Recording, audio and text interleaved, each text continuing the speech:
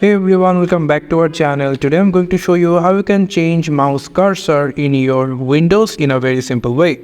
So without wasting any time, let's get started. So first you just need to come over to your start icon, click on the right mouse button and go for settings. After you just need to come over at your left side and go for accessibility. Click on that, and then if you come over at the third side called mouse pointer and touch, click on that, and then you can see there are quite of options of mouse pointer style.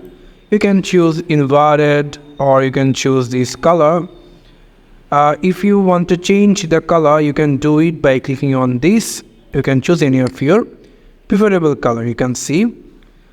If you want to change or customize more, then you just need to come over at the mouse section, click on that.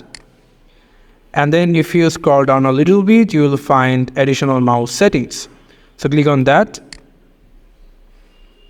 And then here you can find the mouse properties. And then if you go for pointers, you will get a bunch of different pointer into your customization option in mouse.